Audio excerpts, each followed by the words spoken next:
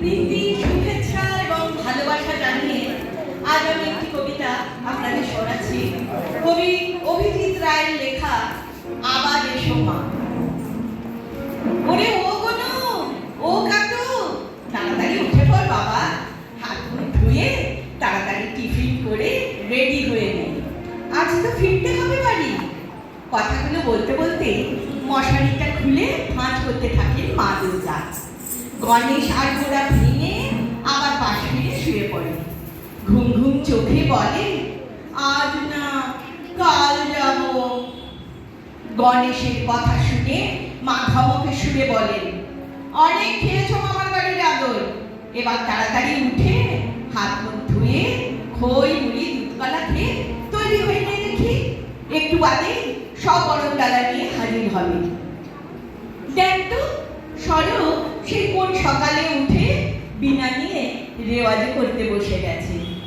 এর মাঝে লক্ষ্মী এসে ঘরে ঢুকে, মা আমার বেনারসিটা কোথায় গো, দাও ব্যাগে ভরে ফেলি। আরে তুই তো আবার কদিন বাদেই আসবি, শুধু শুধু তোর অত বোঝা বই নিয়ে যাওয়ার দরকারটা কি? আমি বেনারসিটা আলমারিতে রেখে দিয়েছি, সাথে আরো কয়েকটা শাড়ি। পরের সপ্তাহে যখন আসবি তখন লাগে কম আনলেও চলবে। এই কথা বলে মা দুর্গা টান মেরে তুলে দেন কার্তিক আর গণেশকে। দুই ভাই ঢুলু ঢুলু চোখে বাথরুমের দিকে এগিয়ে যায়। ও মাঝে বলছি একটু তুলো হবে গো। কথাগুলো বলতে বলতে ঘরে ঢুকে মহিষাসুর। সে কি রে, সাত সকালে তুলো দিয়ে কি হবে? অবাক হয়ে জিজ্ঞেস করেন দুর্গা। আরে দাও না একটু তুলো, নাকে গুজবো। মহিষাসুরের কথায় হেসে ওঠেন দুর্গা। দেখ মাসু, তোকে চোখে তুলসী পাতা আর নাকে তুলো গুজে মরার ধান করতে হবে না।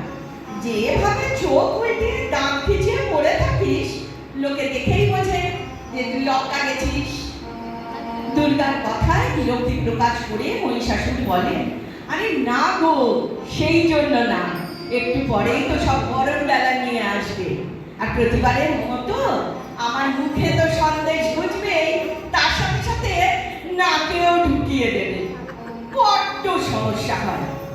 খিলখিল করে হেসে ওঠেন মা দুর্গা। তারপরে কেমন যেন ম্লান হয়ে যায় তার মুখ। সত্যিই তো ফেরার সময় হয়ে গেল। এই কটা দিন কেমন হুশ করে কেটে যায় টেরই পাই না। মানুষগুলো কেমন দুঃখ, কষ্ট, রাগ, অভিমান ভুলে আনন্দে মেতে থাকে। সারাটা বছর ধরে ওরা অপেক্ষা করে থাকে এই কটা দিনের জন্য। শরতের মেঘ আর কাশফুলের দোলায় মনের মাঝেও দোল লাগে।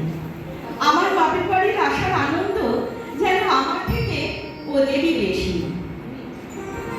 চারিদিকে এত আলো, এত হাসি, গান দেখে মনে হয় যদি সত্যি পৃথিবীটা এত সুন্দর আর আলোকময় হয়ে থাকতো তাহলে কতই না ভালো হতো। কিন্তু তা তো আর হবার নয়, আমাকে তো ফিরতেই হবে। কৈলাসে গণেশদের বাবা একা রয়েছে, এই কদিন ঠিকঠাক খাওয়া দাওয়া করলো কিনা কে জানে। আর তাছাড়া মোটে তো একটা বছর দেখতে দেখতেই কেটে যাবে। এই কথা বলতে বলতে জলে ভিজে ওঠা চোখের কোণ আঁচল দিয়ে মুছে নেন মা। কিরে, তোরা সব তৈরি হলি? তাড়াতাড়ি কর বাবা, এখনো অনেক গোছ গাছ বাকি আছে। এই বলে ভেতরের ঘরের দিকে পা বাড়ালেন দুর্গা। দূরে কোথায় যেন করুণ মন কেমন করার তালে বেঁধে চলেছে। ঢাক নুইয়ে পড়া কাশের বনে নেই মাতাল হাওয়ার দোলা। আকাশে ভেসে যাচ্ছে মুখ ভার করা মেঘেদের দল। কোথা থেকে একটা কষ্ট, একটা দলা পাকানো কান্না এসে ভিজিয়ে দিচ্ছে চোখের কোণ। আজ দশমী, চারটে দিন আনন্দে হাসিতে মাতিয়ে রেখে আজও মা ফিরে যাচ্ছে কৈলাসে, আর আমাদের জন্য রেখে যাচ্ছে 4 দিনের সুখ। একটি বছরের অধীর অপেক্ষা। আবার এসো মা, নমস্কার।